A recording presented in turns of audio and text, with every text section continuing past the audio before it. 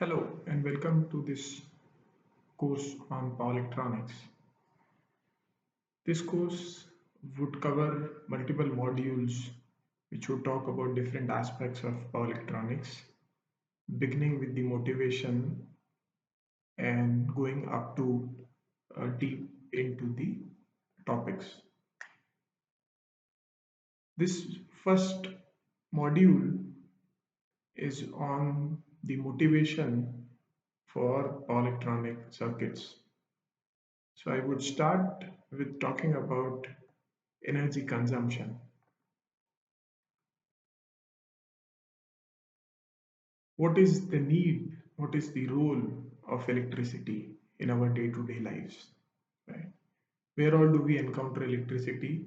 What are the other sources of energy that we encounter around our day-to-day activities? Let's start with the office or the room in which you are studying.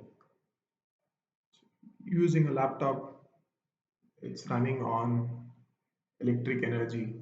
There's a AC power which comes into the plug, and from there's an adapter which converts it into DC, and then it goes into the laptop, and then further it gets converted in multiple stages, and finally runs the processors and other devices connected in the laptop.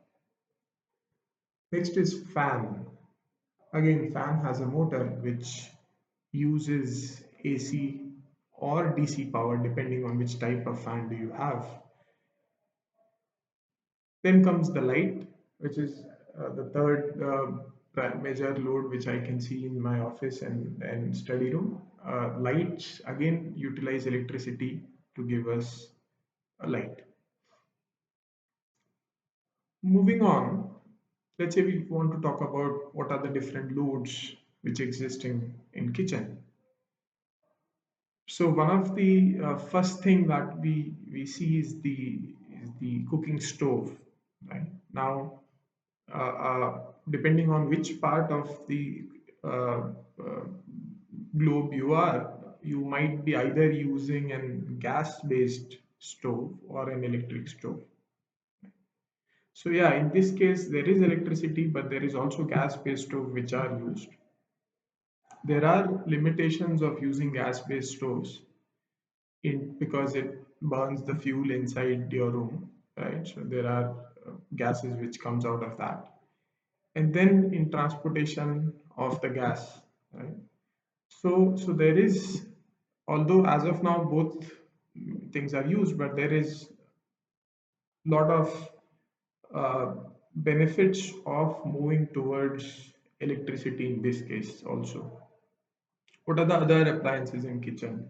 A refrigerator, uh, any other electrical appliances, mixer, and so on. They all run on electricity. Now, if we move on to the other loads, right? For example, let's talk about the elevators in your building, apartment building, office building, and so on.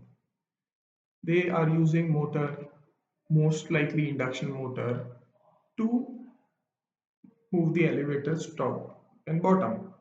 Now, again, that gets electricity and it purely operates on electricity, right? Does not require other uh, source of energy. Uh, Now let's come to heating and cooling, which is again one of the major uh, requirement of any household, right? How do you cool the room? How do you heat the room? If you see in terms of cooling, most of the air conditioners directly operate on electricity, right, across the globe. On the other hand, in heating, again, it's sort of mixed. There are places where gas is used, right? So you use gas, you burn it, and then that's how you get the energy to then you convert it into a liquid. You use it to heat up a liquid, and then which is then used to heat up your house. And then there are certainly electric based heating also being used. Next is if you as soon as you step out of your house or your office, you need a transportation, right? So what are the different forms of energy used in transportation?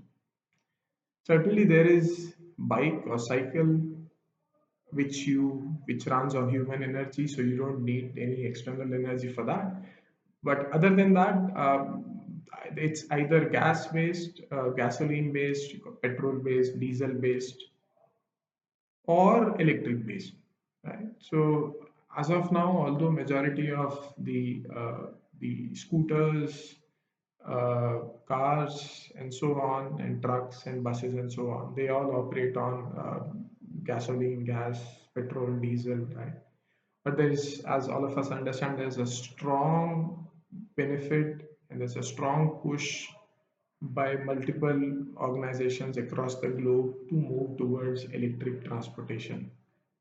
And this would be certainly be a majority of would change in terms of majority of our transportation would change to electric in a couple of decades from now. There are advantages of using electricity over gasoline and other fuels, right? Because it's easy to handle, it's easy to transport, and so on.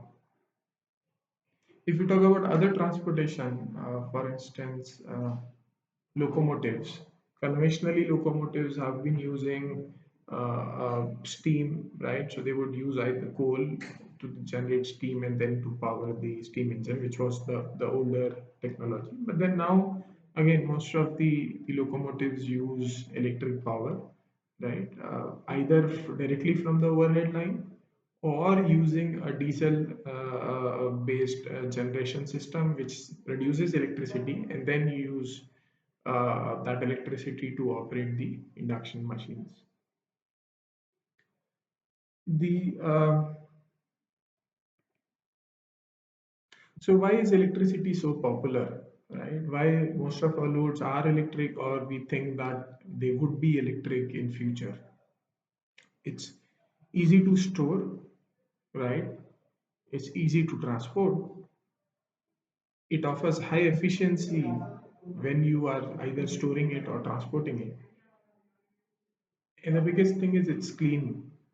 So it does not pollute the end use point, right? Obviously, you would be getting electricity by probably burning some of the non-renewable sources also, right?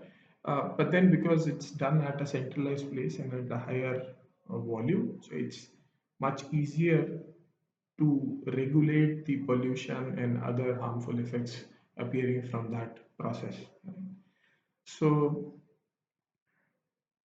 so in couple of decades, a lot of people have talked about all electric system wherein all the appliances, all the loads, everything would run on electricity. With this, we have established a motivation to know more about electricity, to know more about the loads which we have talked about, to know more about how this electricity is generated, and so on.